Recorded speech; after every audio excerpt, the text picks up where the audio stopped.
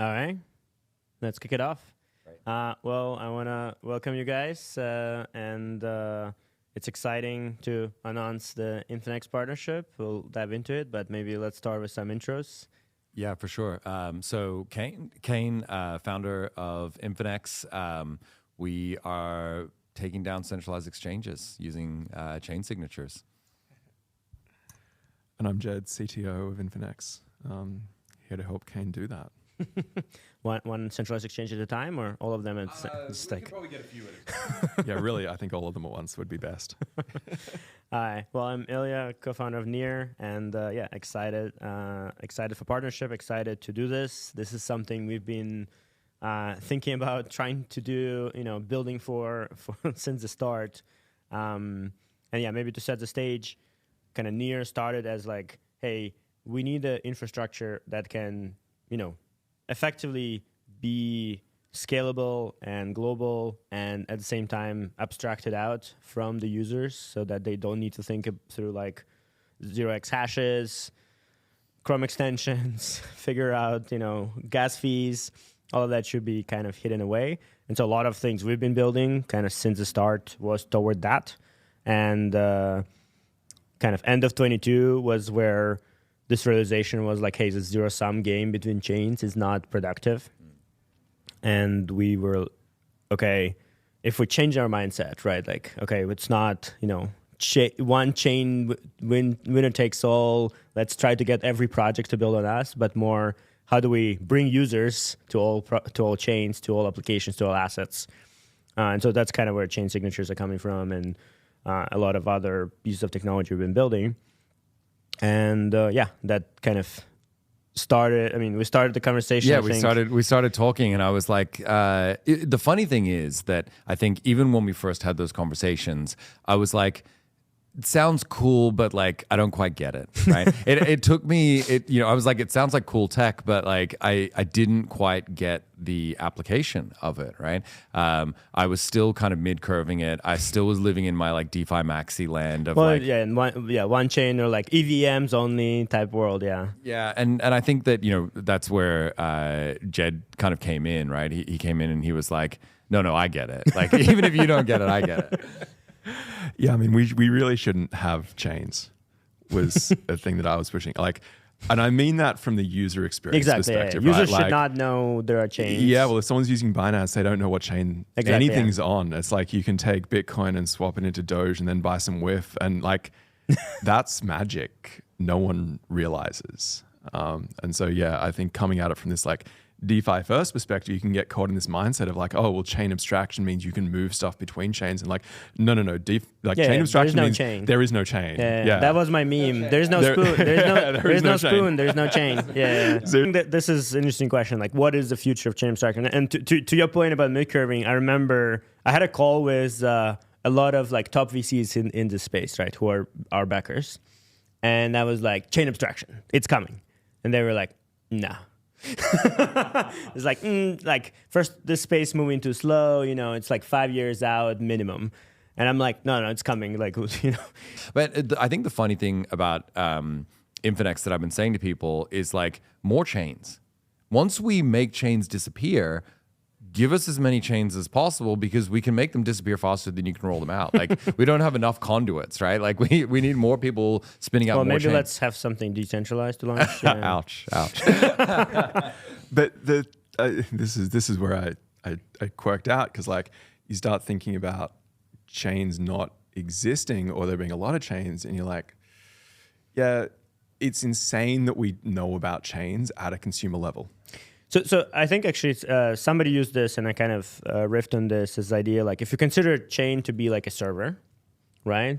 Then like, yeah, as a user, I don't need to think about that you need a server to run your stuff. This is something that we talk about a lot. Like imagine just to sign into a web app, you had to pick the database platform that you were using, that they were using to run the web app, and also the data center.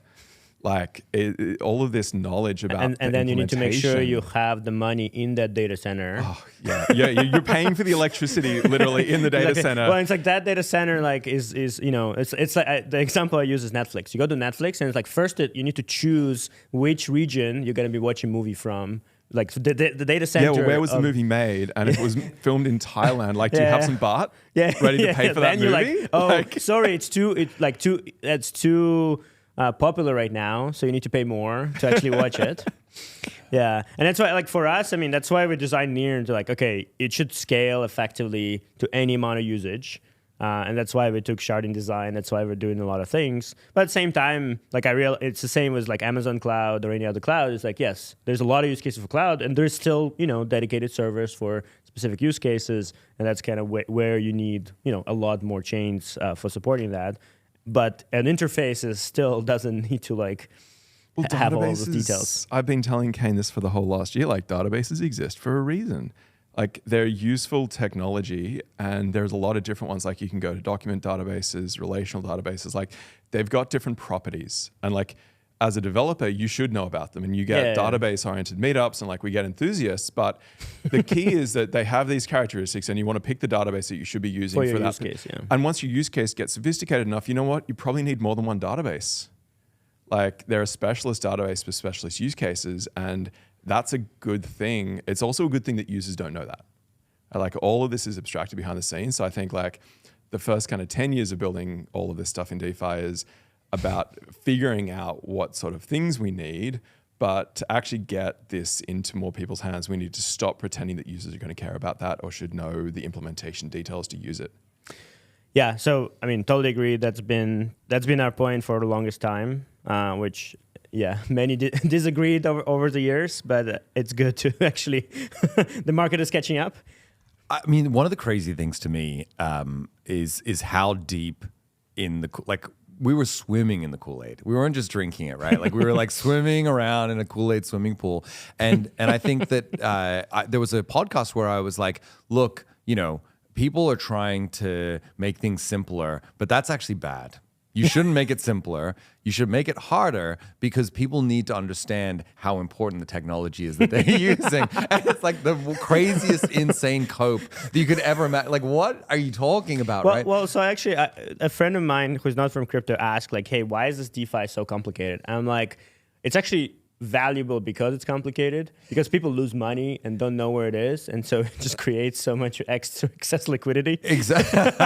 Well, I think like also, you know, Jed talks about this as well, like this idea of like not making the user think, and you know, DeFi is like actively hostile. Yeah. I mean, DeFi is like you effectively need to go and like. There's a reason why people call farmers, is because it's like it's actually hard work and like a lot of clicks, and like you're trying to find stuff. And so imagine if all of that abstracted. The thing is, like, all of the things that people learn in crypto will also go away, because let's imagine. I mean, I use this as an AI example, but if you have like a bot that, you know, is farming something, it will automatically sell the rewards, right? There won't be, you know, like, and so all the farming will just disappear immediately, because like the only reason it exists is because people are not dumping the token right away.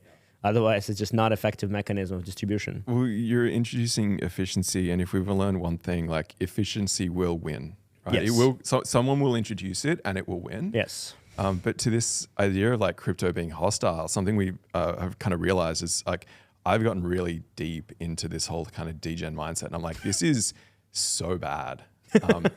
For anyone who's not incentivized to be here, like, something that the web learned as it was kind of inflecting in terms of mass adoption and users was, don't make me think. Like, people don't want to have to learn new ways of thinking to use a thing, because the incentive to use a thing normally in any other industry doesn't exist yet. So crypto is kind of like not only designed to make people think, but also to make them worry, right? And like, can you think of anything more adoption hostile than that? Like, so maybe that's a good transition to a question of security, right? Because this is one of the arguments, right? And I had that argument with Vitalik on stage, was, but people should know about the security of the thing, right? And I think there's a lot of kind of directions here, but I'm curious how you guys thinking about this. It's funny. I get that, but it's just another facet of people should know about wallets, because wallets are important to know about because of self-custody and decentralization. The idea that people should know about security again, the database analogy is so apt, right? Like I remember, one of my close friends was the director of engineering at MongoDB, and there was a period of time where like people were like, databases are solved. Like it's a solved problem. Like it's so crazy, but it's like, no, we actually solved this. Like, Mongo was like selling hard. Like they were like nurse sniping everyone, saying you only need key value storage with Mongo. That's all. We've done it. I just wanted to clarify we didn't build Infinex on MongoDB. Like for anyone who's just sitting there worrying. Yeah, look, that idea that you need to know how the security works in order to trust it. For most people, I disagree. Right? If I trust that my bank vault is secure and hard to get into, I don't know what safe they've installed. I don't know what technology, what R&D went into that. I trust it. And like, that's how most people are going to work. And I think with crypto, it's the same. We need to build something that people can trust, but not blame them when they didn't understand it. And it's like you were holding it wrong. But I think this is the thing though, right? Like the transparency allows for people to come in and inspect it in a way that TradFi doesn't. Like the reason why you need regulators in TradFi is because you have a bunch of as a user you cannot check. Yeah, there's a bunch money. of black boxes. Yeah. Like not everyone should need to check, but like we need some people who are willing to check, right? We need the Zach XBTs of the world who are checking everything. Yeah, like we need people who are checking, but not everyone needs to check. And like, it's just not scalable to imagine that everyone needs to understand the consensus mechanism differences between different blockchains. Like, bro, like it's just not. Everybody should go right now and watch the NEAR Whiteboard series and watch every single episode, which is like 50 plus, about every single different consensus of every blockchain. I mean, look, it's good that it's there. We couldn't be building what we're building if that didn't exist as a foundation to build upon. But if you needed to know how the safe was built in order to put your gold bars in it, right? And if you didn't know exactly how that worked, someone else can walk in and take them off you. Like we never would have gotten to safety. It's not a product. That's not a product. Like you actually haven't productized the thing, right? Like if you need to be a safe engineer to use a safe, like no, like we have keys. You just like turn the key in it, like put the key in your pocket, you're done, right? And so I think that there is this idea because we're so enamored as enthusiasts with the technology that like you have to know the technology. Don't you realize how good it is? Like, come on. Let me green pill you into this technology. And it's like, no, like, because the alternative is unfortunately that someone, we talked about this on stage, right? Like a minute ago. If you go down this path of everyone must know how this stuff works or they shouldn't be using it, then they're going to end up using something else. And that thing will be worse. And it will be CZ's database, and it's completely opaque, and you can't trust it, and you don't know what it's doing, or even worse than that, it's SPFs. Sam's database. Yeah. That's even worse, right? Like, and so I really think that we have this this challenge where it's like we need to just get off, like put the crack pipe down, and be like, let's build something that's usable, but built on the right tech. Like take the right tech, build something that's usable, and then give people an alternative where they don't need to know, they can just use it. And if we can do that, now you have a credible threat to Binance, right? You have a credible threat to databases. Yeah, I mean, just kind of my argument, very similar in the same vein, is there's a subset of people who are down level and are understanding the trade-offs and security. And there is a user experience that should inform user relevant information, right? Like, for example, if you buy a token that just got launched, it doesn't matter which chain it's on, but like you should see that, hey, it has 100 holders. It's like 1 hour, 1 hour from launch, and people can make a decision if they want to do this or not. But and potentially, if the underlying databases are not secure, like you can mitigate those risks. But that mitigation themselves is done by the people who understand kind of the low level and effectively are, solvers and kind of all of this infrastructure layer. We have so many teams building, but the product should kind of simplify all that and make it really straightforward. Well, I want to challenge something in sort of crypto here and say that understanding user behavior is such a critical part of security that has been kind of ignored so far, right? Like, in a lot of ways, I'd make the case that actually, my Binance is more secure than my Trezor in some respects, because if I'm going to withdraw some money, then I've got to pass a TOTP. Yeah. Right. And I'm going to get an email. I'm going to get an SMS alerting me that something's happening on my account. And like, that is actually a valid part of security. And so for a lot of people, that kind of matters as much as... We actually had that in NEAR Wallet on the day one. We had 2FA. And so I actually had stories where every crypto was stolen for people because of like virus on the computer, except NEAR, because we had 2FA at launch.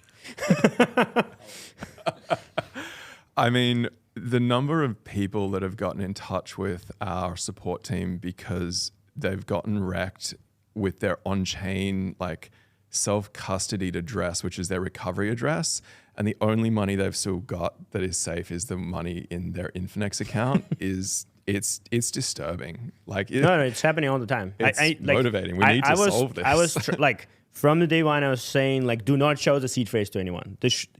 So NEAR accounts have many keys, right? This is by design so that you should never transport key. The private key material should never leave a machine, or ideally a secure enclave it was created in. It worked with passkeys. There was no passkeys back then, but like the idea was there is like you should be able, if you want to log in from a different device, you scan the QR code from the device you already logged in, or you send a link. We can send a link with effectively authorization that rotates the key and adds a new key on a different device. But you should never transport freaking private key because people keep doing screenshot of it on the phone. They do all kinds of things.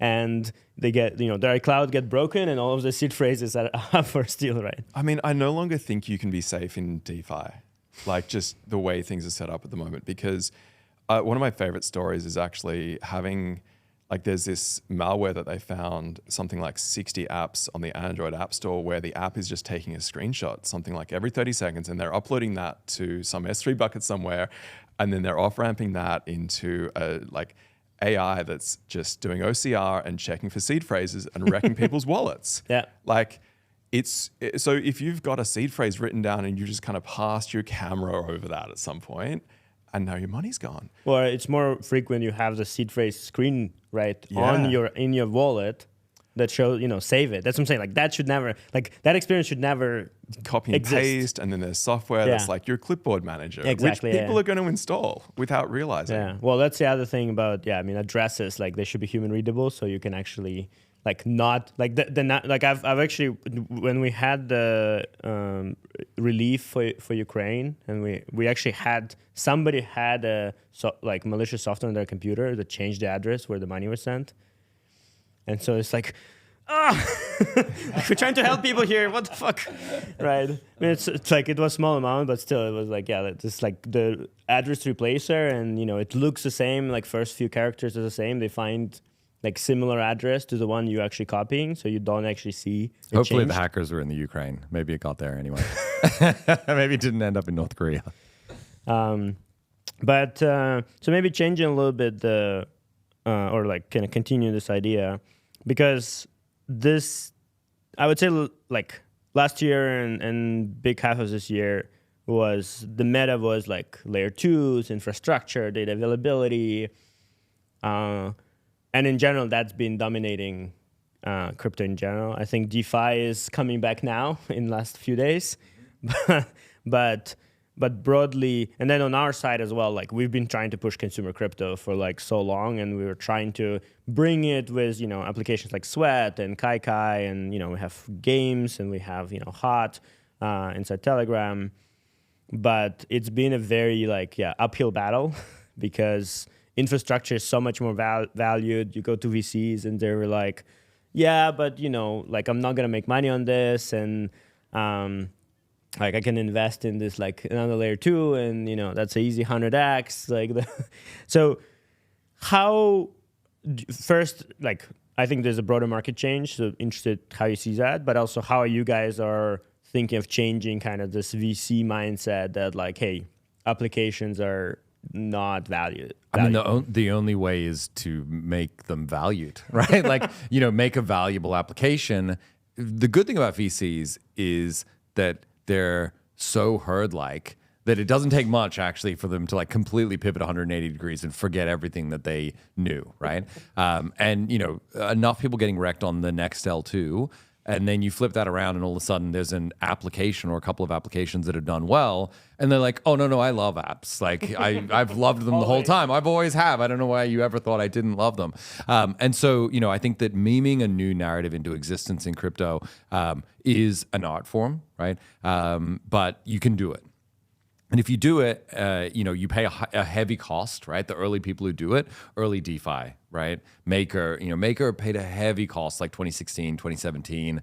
Nobody believed. Nobody believed. Everyone even was though like, it's clearly this is what blockchain is for. Yeah. It's for financial instruments. And I know, right? And like you've got and he's gotten better, but you got like Vitalik funding it. I mean, like stop building finance, build some like unicorns or something, right? And so I think that I thought it was the same. Oh, almost one unicorn, right? And so I think that there's this challenge where it's like, if you build a new narrative and you start a new narrative, you're going to pay a heavy upfront cost for it, and then there's going to be a bunch of fast followers because the barriers to entry are so low, and your attention that you actually get from it can be quite diluted, right? So you look at like Kyber as an example, right? Like early DEX, even like either Delta, right? IDEX, like some of these early people who like were grinding, just chewing glass on a daily basis, and then it's like, sorry, you like Uniswap, 1inch, like Balancer, all of these protocols came and just blew past them. So it is dangerous to meme something into existence.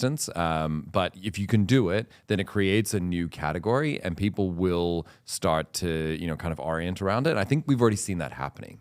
So we're very excited about it. And I mean, to your point about consumer crypto, I think one of the challenges is that building a new game or a new social thing, it's really it's hard. hard. It's hard without so blockchain. Hard. It's so hard. It's such a hard thing to do. So, whereas building a new fintech, right? Like that's not that hard, and it's actually easier than Web 2. It's easier. Building fintech right now in Web 2, well, you need to deal with a lot of stuff, regulations, custody. Now you're custodying other people's assets. Try and start a neobank, right? Yeah, like it's a nightmare. Now you're building a bank. And here you don't need to deal with custody. Like you need to deal with security for the users, but that is, the tools are getting way better. And you just need to build really good experience. Yeah, I think one of the things that is hard is the combination of user experience and being non-custodial. Like they've actually been kind of pointed at each other in opposing forces mode for a while now. And like this is actually, I mean, coming right back to NEAR, this is one of the things we're really excited about with chain signatures, because it's sort of one of the key pieces of technology that lets us deal with being non-custodial while still being able to kind of understand what the user intent is and map that to the outcome on chain. Yep. And so I'm not sure how much this is a thing that we can only do now, but definitely to some extent, I think that's true. This is part of Kane's sort of founding pitch of Infinex was like, well, we built all the functionality and no one's using it. So like something went wrong. Maybe we also need to care about user experience. Maybe that's what's missing. And then you look at the amount of usage that there is on these centralized exchanges, and the way that people don't need to learn a new way of doing things in order to use them, I think is one of the reasons that they're successful. Coming back to this don't make me think kind of piece.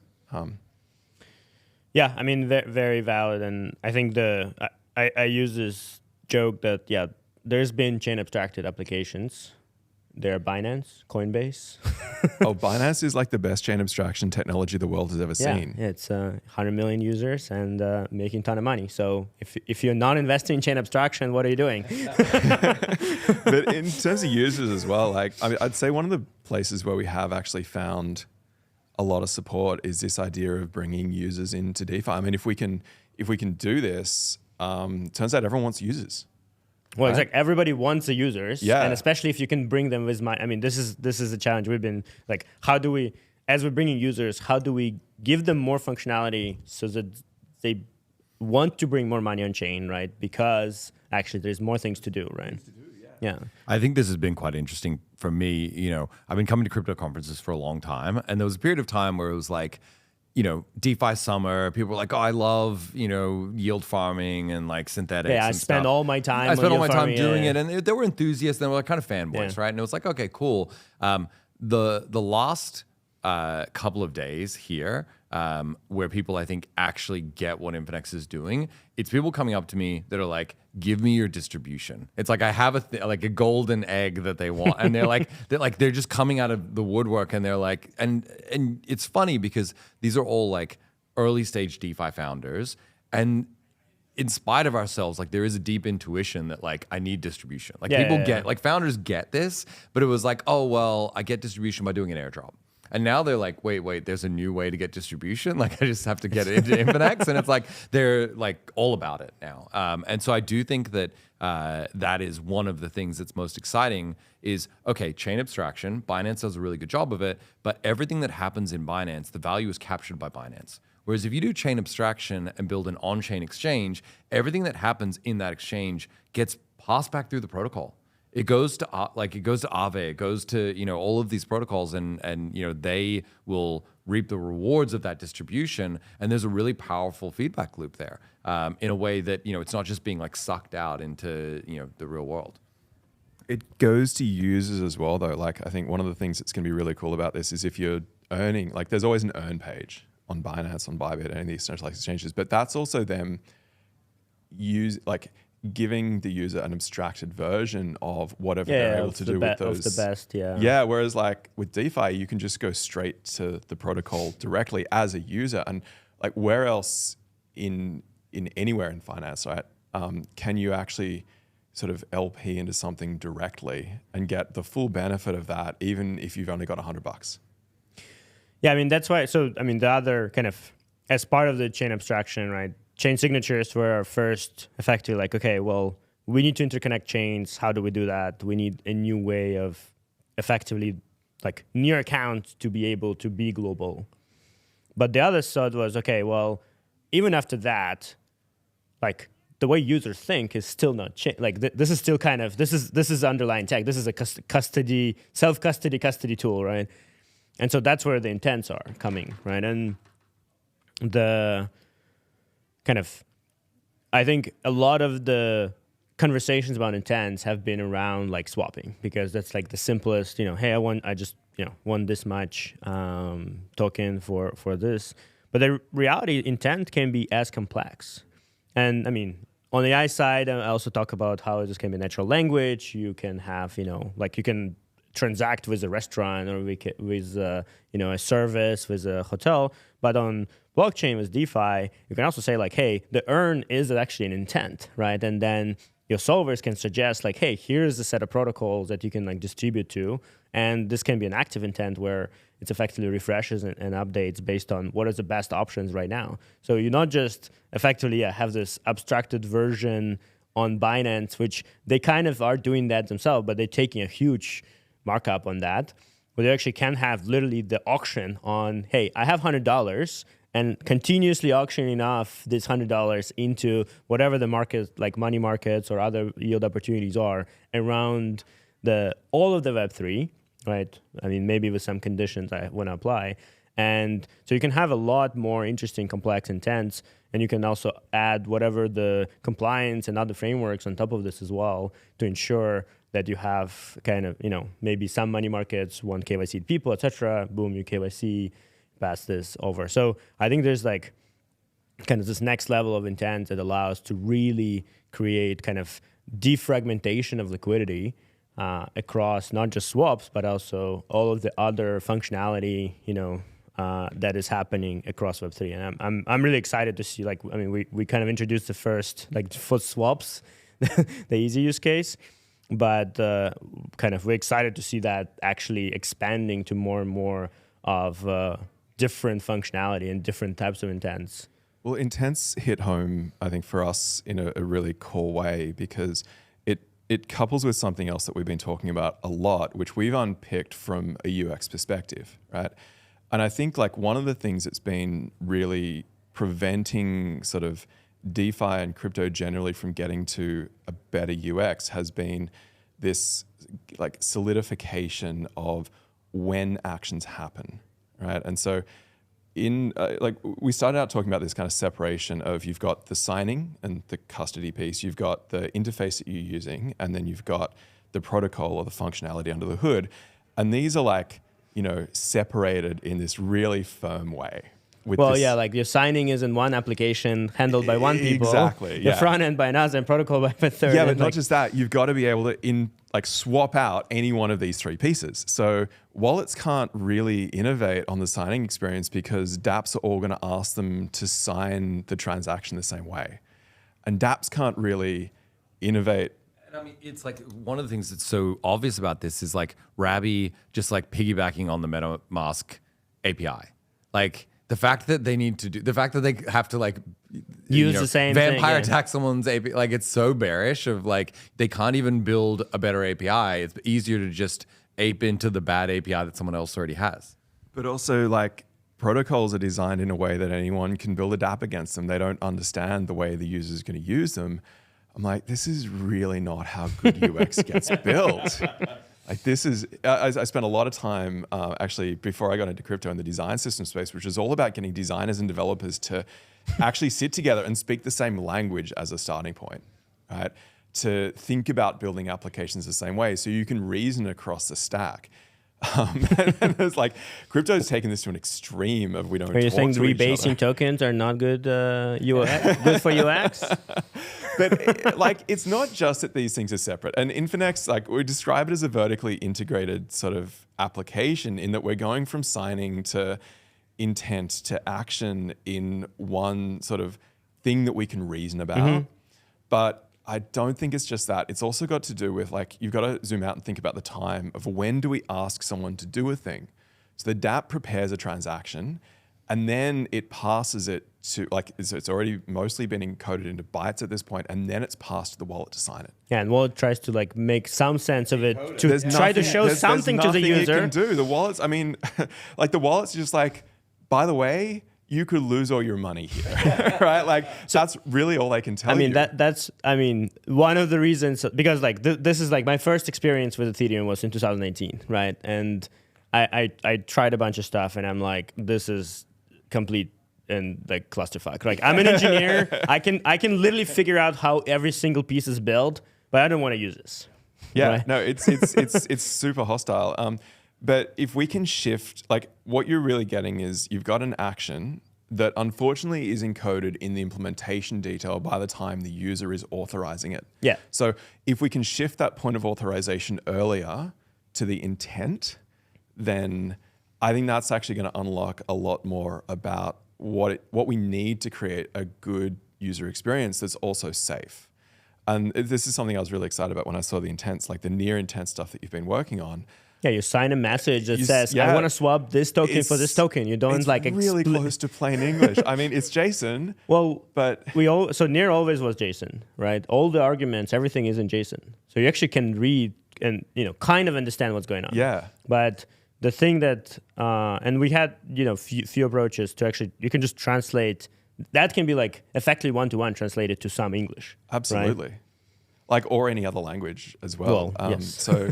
Like I think the more that we can get users to interact with and authorize intents rather than like, it's almost like if you wrote a database query and you had to like actually run the execution plan that it gives you. Like, because that's specific to the database platform and even version that you're running. This is still what we're asking users to do. So it's like trying to optimize it as well, so you get like some weird things. It's if you've ever tried to follow a complex execution plan, like you can't follow them either, right? Databases have the same problem. But there's also other people in the database who are like trying to inject queries they're like front running you. Yeah. It's like an adversarial like environment as well. No, exactly. Yeah. So intent is the problem I've been having is like intent sounds very like abstract and like so hard to explain and like kind of a lot of the kind of Cosmos folks have been trying to bring this to market, and so part of it been indeed is like without actually having kind of this integration of like signing UX, I think intents have also been like too complex for people to reason about. Because you're kind of adding one more thing to existing already complex thing, right? So now you have intent, dApp, wallet, execution, solver. So it's like too complex. But if you bring it back and say, actually we have the kind of you navigating what you want to do, and then you can sign what you want to do, and then somebody else executes it, right? That simplifies the kind of the picture. Like if you can solve trusting the execution and you can actually authorize the intent, I think it gets a lot better. It's also pretty convenient, I would say, that these things line up so well, because like the things that you're investing in, we've got chain signatures, we've got intents, and we've got AI. And the things that AI needs to be effective on chain are actually, I think, very, very closely aligned with the things that we need to deliver better UX on chain as well. I mean, AI is not different from... It's not that different to a user, right? And the thing is, like, you want the AI to do the kind of analysis, decision-making. You don't want it to plan out how to execute across multiple hubs, multiple chains. So, like, issuing an intent from AI makes so much more sense than it figuring out. Like, then you build all of your, effectively, solver code, indexing everything into the same model. That's... you don't want to do that, right? So, like, decoupling that is like, hey, like, I want to do this, somebody else should figure out how to achieve that. And again, like, it's not just for swaps. It can be for any complex action and any real world action. Like, I'm really excited about the intents where you can get fiat, right? Because you can say, hey, I want to, I have some Bitcoin and I want some dollars in my bank account. Just, somebody can execute this, I'm sure. So there's people with licenses, they can do this. I mean, it may take some period of time. There needs to be dispute resolution. There needs to be like set of conditions. But that is kind of, and it's the same as like, hey, I have some Black Dragon meme coin. I want to get a flight from Bangkok to Lisbon, right? So like there's ways to effectively start bridging with the real world, which is I'm really excited, because that was the other thing. It's like, yes, we built all of this effectively online casino, which is great, and like there is use cases for that. But even better if we can actually build in all the real world stuff into this as well. You mean we have to interact with the real world? And then who knew? and now imagine all of this financial tooling that we've been building can be leveraged to actually interact with the real world. Like how much more efficient than TradFi we can be. Right, and we need to bring some of the compliance, we need to bring some of the tooling around that, but like everybody's happy to do that to actually like integrate this, but we need a new method where like the TradFi execution can also participate in effectively intent in a similar way how you do this on chain.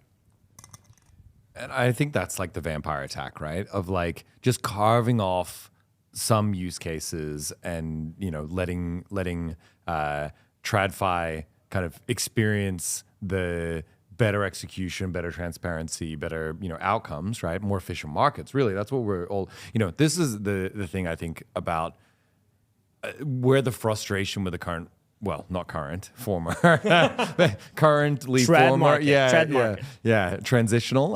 The regulatory environment over the last 4 years has been so frustrating because it's like, no, we are getting better outcomes. These are more. We all want efficient markets. Well, it was more like the DeFi worked.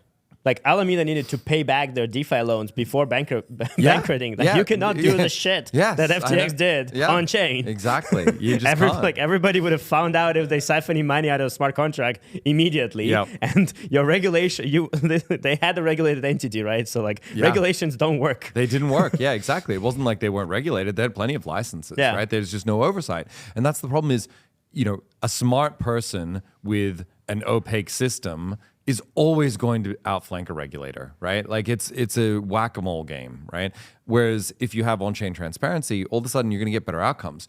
But the problem is that I think we all realized a few years ago that it wasn't even about that anymore. It wasn't like, oh, this is going to be more efficient, or we disagree, or like there's a sort of reasoned argument of like maybe this isn't the right approach. It was like, no, this is actually us losing control because our job is to regulate things.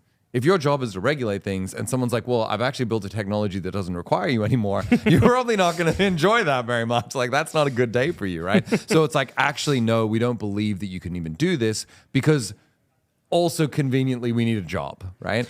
So, I mean, my always point is, because this question came up a lot of times, I'm like, well, actually, the job in this world is you should be effectively the design partner for the UX, where you actually, like, if your job is to protect consumers and protect investors, well, this is transparent tooling. You can have your own registry on chain where people can register their assets as they launch them.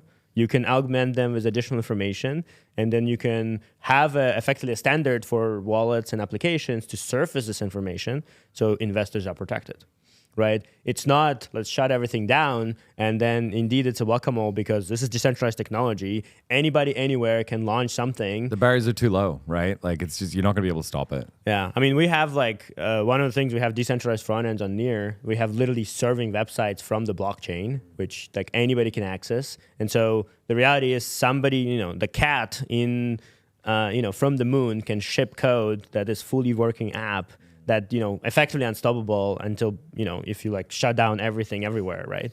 And so like the reality is like you cannot actually stop this. Like if you want to participate in as a regulator, you need to come in and actually be part of the network, right? But I think this is the thing. They were like, what if we can shut down the networks, right? Like they were still in this mindset of like, okay, we can't shut down the NEAR chain, but if we can choke it off we from can choke everything from accessing, then like maybe it'll just die, right? And it's like, well, how did that work out for you?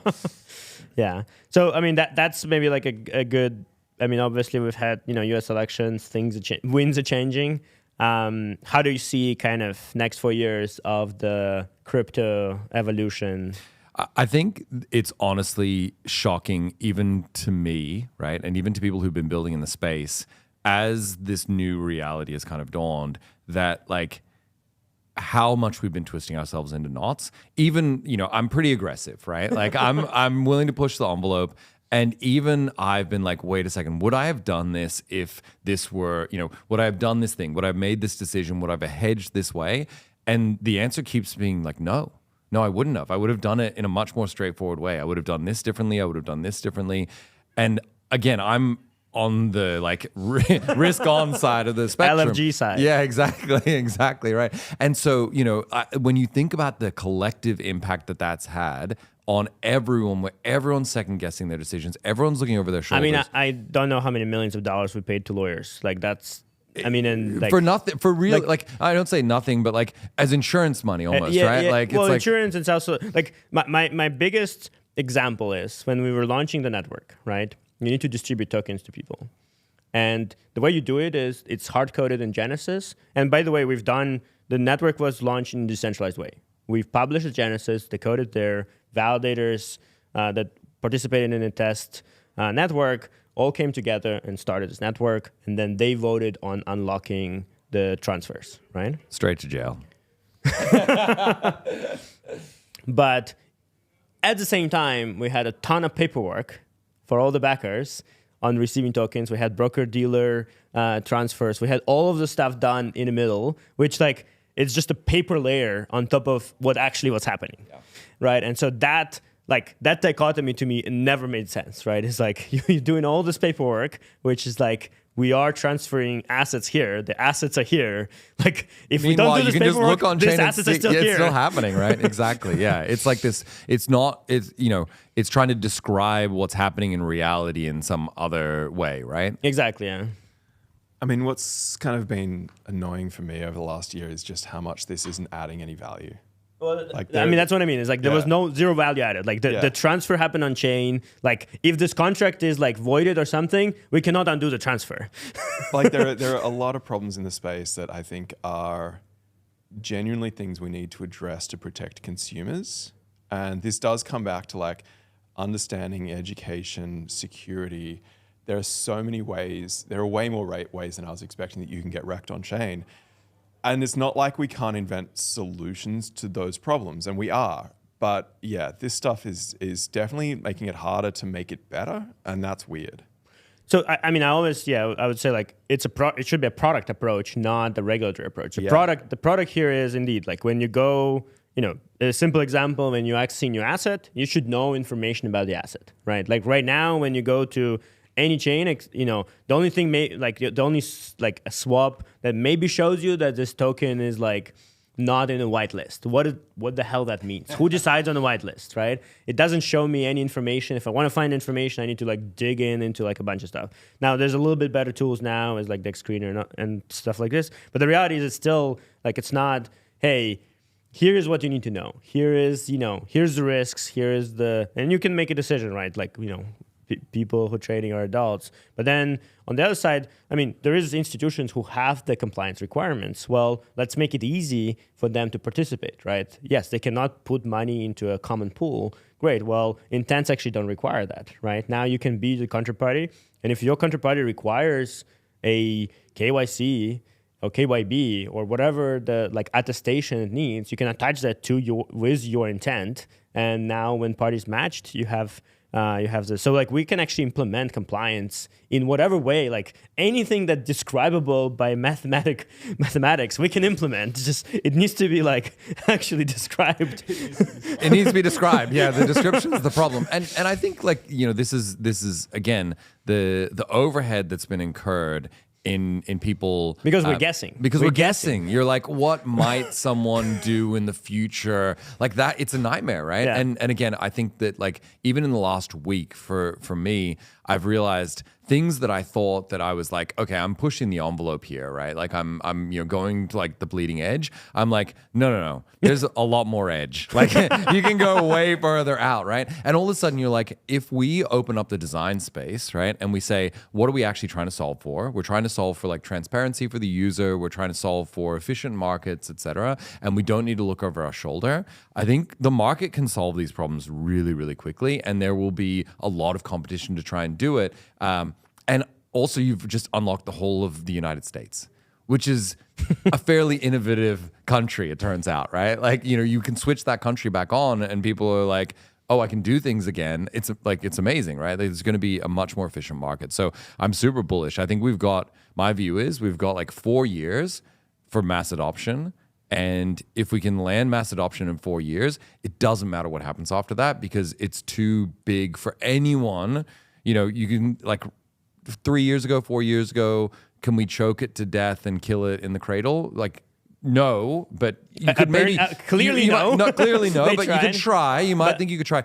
In 4 years' time, if we get mass adoption and we actually get like real users using this stuff, no one will be dumb enough. Maybe Elizabeth Warren, but like literally other than her, no one will be dumb enough to think that they can pull this off and it's game over, right? And then it doesn't matter whether it's Democrats that are pro-crypto, if the Republicans flip anti-crypto, it doesn't matter if it's the EU doing like EU nonsense. It's embedded into the... It's embedded. Yeah. It's there and we've got mass adoption, which for me, I think we need like 500 million real users. Like get 500 million real users across the world. Too big to fail. Like you can't switch it off. I still have my goal of billion users by, I think in 21, I said in 5 years. So by 26. Okay.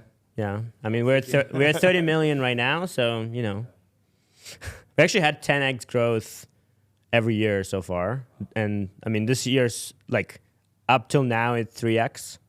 So we had 10 million beginning of the year. So it's still some room for, I mean, I'm hoping you guys can. Yeah, that's kind of the job here. Yeah. So maybe just like one last question. I think like indeed, DeFi and Ethereum, there's a lot of enthusiasts, but most traded assets are like been not Ethereum, not Ethereum assets, right? It's been actually Bitcoin, it's XRP, it's BNB, it's all the things. And so how are you thinking about kind of both attracting those kind of holders and users, as well as effectively bringing users out of centralized venues, as well as obviously new users coming in? I think one of the mistakes that we've made in DeFi, and certainly Ethereum DeFi, is convincing ourselves that what we can do is what we should do, right? And not saying, well, actually, if we need to do something, we can't do it yet. Let's figure out a way to do it. We've gone about it from the wrong perspective, right? So, we don't have to hypothesize about which assets people want to hold. There's a scoreboard. Like go to CoinGecko, right? Like XRP's in the top 10 assets. It means that people want it. It doesn't matter whether you want them to want it or whether you think it's a scam or whatever. Like there is demand for that asset. And if you go to a Binance user or a Bybit user and pick one at random and say like, what are you holding? They're going to say XRP or Litecoin or Bitcoin Cash or some other random thing. And it's probably not going to be an SPL token or an ERC20 token, right? And if you can't accommodate those assets inside DeFi, then you are just limiting the users that you're going to be able to attract. And so we need to be able to, and this is the thing, like it's going to be insane for an XRP user to be on chain all of a sudden and see that there's like so much other things to do. 25% yield on like Athena, right? They're going to be like, what have I been doing with my life, right? Like, but at the moment, they're isolated. They'll never see that. And so if we can bring an XRP user on chain, you know, like we don't need them to sell their XRP. We just need them to know that they can borrow against it and get some yield. And it's going to open up possibilities, but we can't expect them to have to go through a bunch of hoops to be able to get to that point. We just have to let them click a button, find out the thing you want to do, click a button, get the yield, and we will onboard all of these users who are stuck on centralized exchanges. Yeah, I think there are 3 problems that we need to solve to get users, and 2 of them are actually the same problem, so there's kind of 2. But one is like UX, make it easy, don't make me think. And the other one that's actually the same problem is making it secure. I think I think we can make a case, and I want to make sure we can always stand behind this, that Infinex is the safest place to hold your crypto for most people. Right, like we've seen already with the number of people who've had their other address that they've had linked wrecked, Infinex is just safer for so many of our users than whatever they were doing to custody their own stuff on chain was. And then for people in a centralized exchange, you've got the same argument from a different perspective where it's actually transparent and you can see it and you're not going to get FTX'd. Right? So there's a couple of reasons that I think that is a credible claim and one of our North Stars. And the third thing is then once you can solve that, I think you can get the referrals. Like how can I get in? Like what's the barbecue story, right? You got some mates at the weekend and they're not in crypto. It's like, well, how would I hold some Doge? Like I've heard about this sort of, what is the Department of Governmental Inefficiency? Like, okay, how do I get into that? And like, okay, you're starting there, fine, Infinex, right?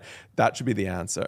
And it can be the answer for everyone who's in DeFi because it's DeFi, right? Like I think one of the secret things here is we're trying to design this in a way where if Infinex succeeds, then DeFi succeeds.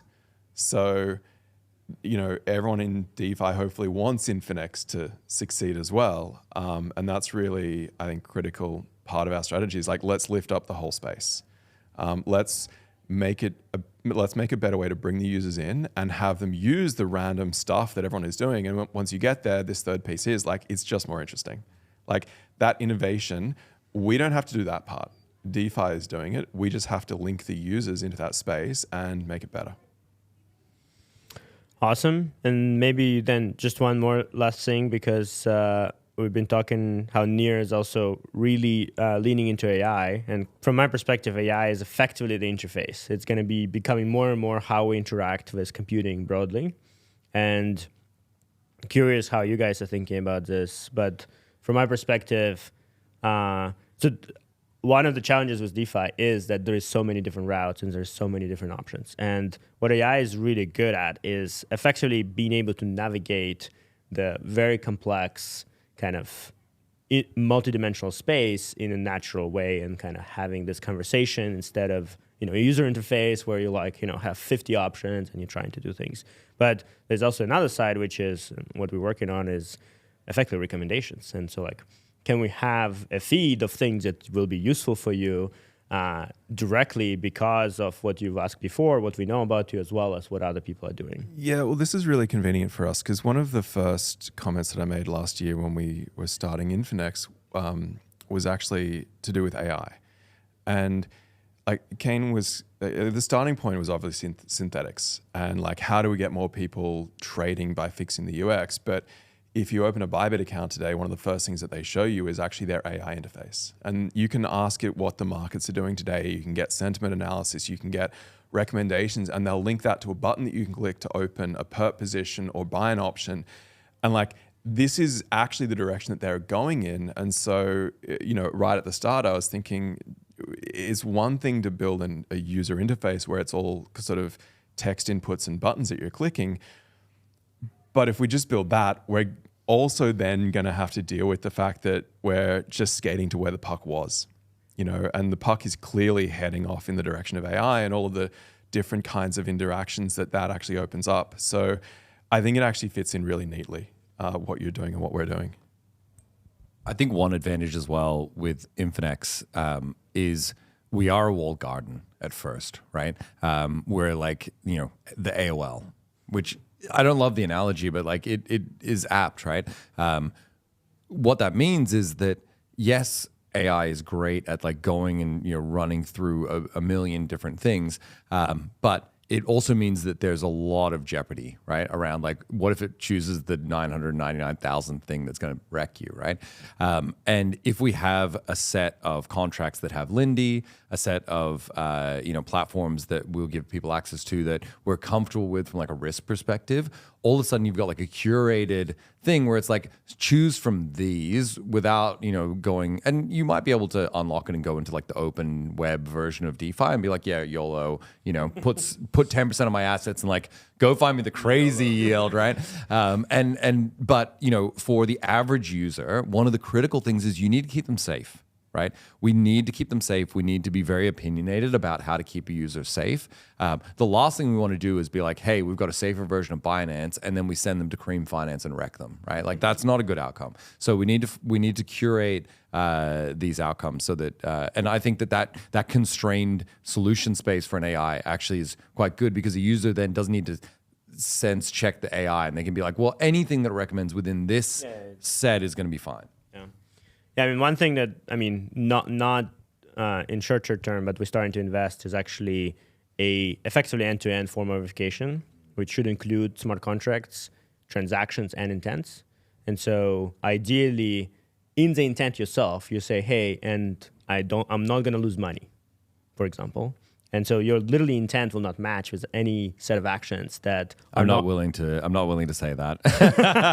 There's a trade there. That's a future, right? Yeah. But I mean, the conditions are obviously more wide. But I'm just saying, like, the future actually will be about the intent itself specifying effectively level of risk and level of kind of opportunity that you're looking. Yeah, I mean, I think one of the other like what would be a really good outcome here is hopefully that we can just do this faster because of AI. Yeah. I mean, we're even on the team, right? Some of our developers are sort of the AI developer, man. They're just cranking code. They're like, man, find me those Tailwind classes, make my thing like this. But, you know, I mean, I just made a bunch of my design skill is doesn't exist. And doesn't I just made anymore. a bunch of mocks like with this tool for the presentation. I didn't need to go to designer because like, with designer, I need to go back and forth. Here, I just like, oh, well, actually, I want it this way. No, I change the colors, you know, make it like this. And so I like created 50 screens, picked 2, put it on my slides. Yeah, right? I mean, I'll walk back the statement. It doesn't matter anymore because I can hear our design team's hearts breaking in real time. It matters. It does. It matters. Yeah, we really love our design team, but like it does actually have a large productivity and uplift, and then. Once like the work that you're doing with intents and coupling that with AI, you know, we should be able to get to the more interesting stuff faster because of this. That would be a great outcome. Well, I'm excited with intents and fiat to start as well. Exactly. We need like pretty much annihilate the choke point type opportunity completely. I guess the last question, are you renaming to AI Finex? Yeah, no, I've had enough. No more rebrands for me. I've had one too many rebrands. I'm good. I think we're out of time. Thanks for sitting down. Yeah, it was amazing conversation. And I'm excited to see 100 million users from you by end of year. Yeah. All right, let's go. Awesome.